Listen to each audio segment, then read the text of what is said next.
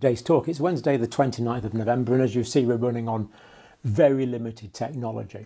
But I wanted to do a talk today because I've been inundated with questions about this mystery wave of pneumonia which is occurring in children in China. Is there a new pandemic going on here? Now the short answer to that question appears to be no, but there are some strange things that are happening that don't quite make sense. Now we've had reports from China that there's been 3,500 children admitted to hospital in October and November. But there again, we've had reports from Radio Free Europe, which is saying that this is about 1,000 cases per day. So quite what is happening, it is a bit of a mystery. We haven't got all the details yet, and we will be following it closely, but I do have some tentative conclusions. Now I'm going to put all the references, as always, to this in the description where I got this information from. Definitely the clusters of undiagnosed pneumonia, or a pneumonia where it's difficult to say what is causing it. Now, of course, we expect rebound infections because China was locked down probably more than any country on earth, certainly for longer than any other countries on the earth. So we would have a degree of what we call community immune debt, as children are catching up with infections that they didn't have during the lockdown period, but doesn't really quite explain it. So hospitals in Beijing, in the northeast of China particularly, and are the symptoms usual or unusual seems to be somewhat unclear. The Chinese authorities, echoed by the World Health Organization, say it's the usual features of respiratory illnesses, but there are some things that are a little bit unusual, as we'll look at now. One interesting thing is that China has reported for the first time Mycoplasma pneumoniae. Now this is Mycoplasma are an unusual type of bacteria, very simple, very small form of bacteria. And traditionally we've said that these can cause atypical pneumonia. Typically they cause pneumonia in children, although it only causes the pneumonia in the minority of children, but it does affect adults as well. So China are now talking about this Mycoplasma pneumonia. And it seems to be the first time. Now they're admitting to COVID, influenza, respiratory syncytial virus, those things we would expect. But this one does seem to be new, and this could be the crux of the matter. Now, local reports are saying that there's inflammation in the lungs, which is what a pneumonia is. And they're also saying there's a high fever, which is not surprising, but they're also saying there's no cough, which is very surprising. Because typically with mycoplasmic pneumonia, we would expect generalized aches and pains, of course, are typically a high fever, around about 39 degrees centigrade, 102 degrees Fahrenheit. But we would usually expect a cough, but the reports are saying that there's not a cough. So this is a bit unusual, a bit inconsistent. And pneumonia normally in mycoplasmic infection only occurs in 5 to 10% of people infected with it, yet we seem to be seeing this glut of pneumonia. So it seems to be causing more pneumonia than we would expect, unless the infection with this mycoplasmic bacteria is incredibly common, which could well be the case. There seems to be a lot of it. Now, Chinese Centre for Disease Control has reported on this, and the World Health Organization, of course, has echoed pretty well what they've said, but they do agree there's an upsurge in respiratory illnesses amongst children in northern China. WHO report from the 23rd of November. Now, the World Health Organization has boldly approached China, as you might expect, and asked for laboratory results and data, recent trends in respiratory illness from China's health authorities.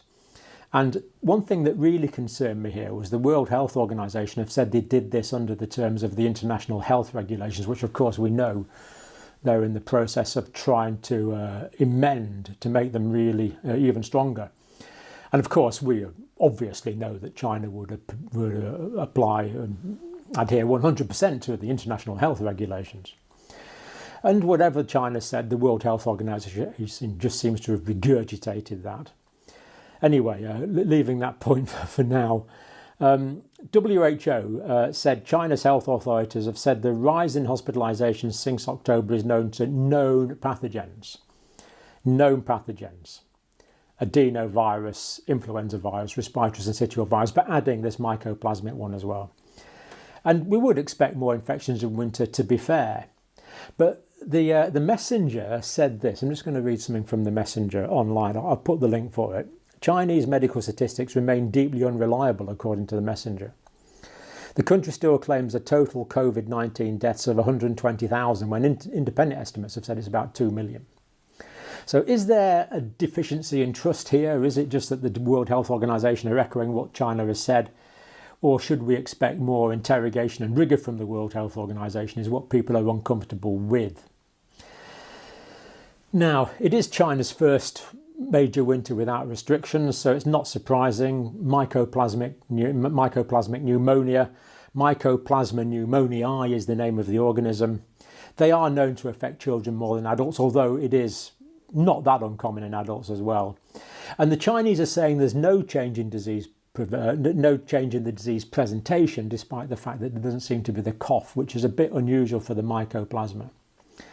Chinese authorities have advised that since mid-October they've got enhanced testing and surveillance.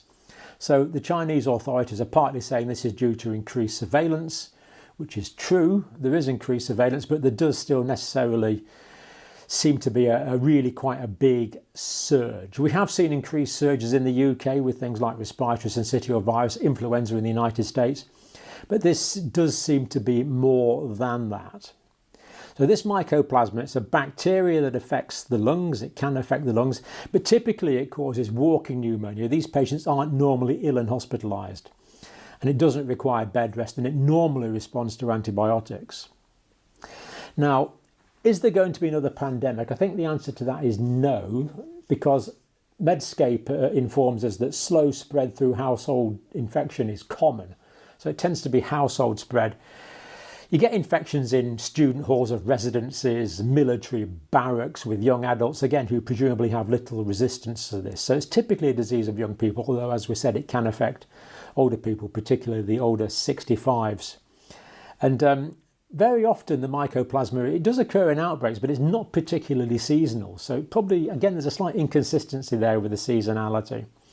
So yeah, we expect these outbreaks, but this seems to be bigger than we would expect. Now, as you would expect, the University of Hong Kong is saying this is a typical winter surge in acute respiratory infections, just happening slightly earlier.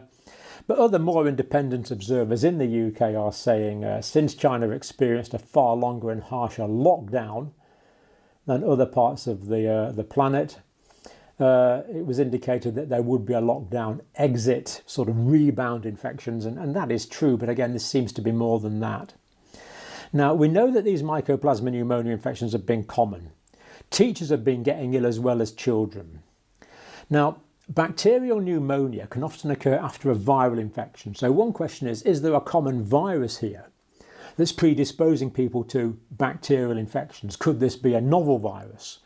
Well, we simply don't have the data to know that, but we do know that bacterial infections are more common after viral infections, and people have less resistance to novel viral infections. So that's by no means precluded.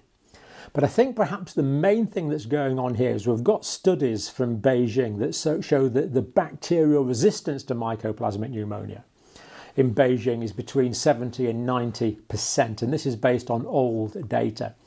Now, normally we treat mycoplasmic infections with antibiotics ending in mycin, like erythromycin, clarithromycin, azithromycin. Or sometimes as a standby, we can use levofloxacin as a secondary choice. It could well be that there's a lot of bacterial resistance now in China. And that is meaning that any children that are infected with this organism, this typical atypical, it's typically called an atypical infection. It is atypical, it's a term we use often. But really, it's not a good term to say atypical. It's really mycoplasmic pneumonia. But there's a lot of bacterial resistance to that.